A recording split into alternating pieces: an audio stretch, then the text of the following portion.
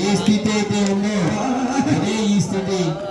జై శ్రీరామ్, జై జై శ్రీరామ్, జై శ్రీరామ్, జై శ్రీరామ్. ఇప్పుడు పొందుతున్నటువంటి స్థితి ఏదైతే ఉందో ఆ స్థితిని వారు పొందడం జరిగింది.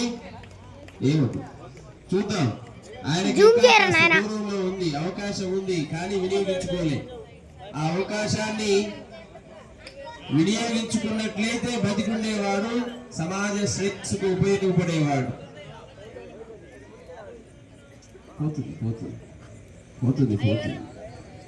రావణాసురుడు ఎంతమనేది జరగాల్సిందే, ఖచ్చితంగా జరుగుతుంది. వదిలిపెట్టి జై శ్రీరామ్, జై శ్రీరామ్, జై శ్రీరామ్, జై శ్రీరామ్, జై శ్రీరామ్, జై శ్రీరామ్, జై శ్రీరామ్, జై శ్రీరామ్, జై శ్రీరామ్,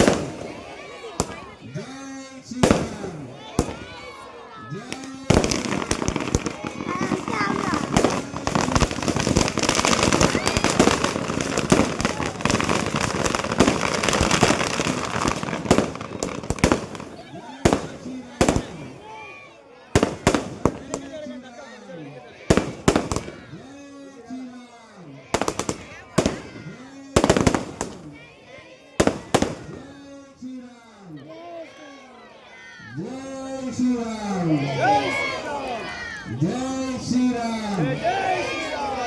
10 తరాలున్నా అట్లా పడిపోవాల్సిందే. జై శ్రీరామ్, జై శ్రీరామ్, జై శ్రీరామ్, జై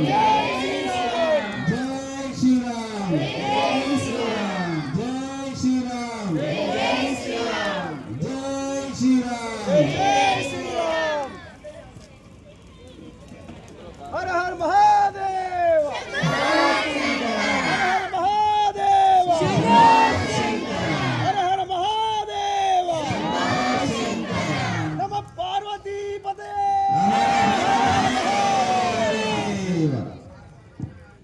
जय श्री राम, राम लक्ष्मण जानकी, राम लक्ष्मण जानकी, राम लक्ष्मण जानकी, राम लक्ष्मण जानकी, राम लक्ष्मण जानकी, राम लक्ष्मण जानकी. అందులో పోనివద్దు, నిప్పుల్లో పోనివ్వకండి, దూరంగా వచ్చండి. జై శ్రీరామ్. నిప్పులో మాత్రం ఉండదు, నిప్పులో ఉండాలి. అదంతా జై శ్రీరామ్,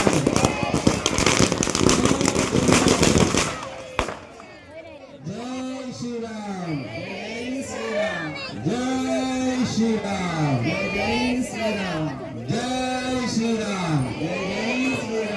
విజయదశమి శుభాకాంక్షలు అందరికీ కూడా.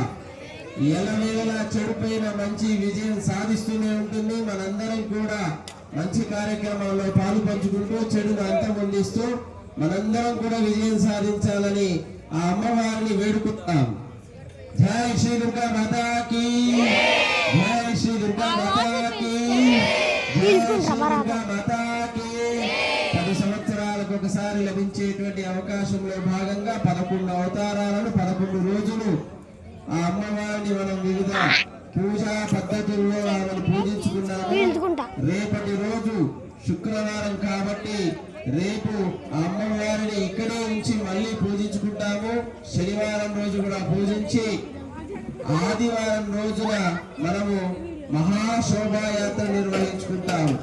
చాలా ఘనమైనటువంటి కార్యక్రమంగా మనమందరం కూడా అమ్మవారిని ఎంత ఇష్టరీతిన భక్తి శ్రద్ధలతోటి ప్రేమ ఆప్యాయలతోటి పూజించాము.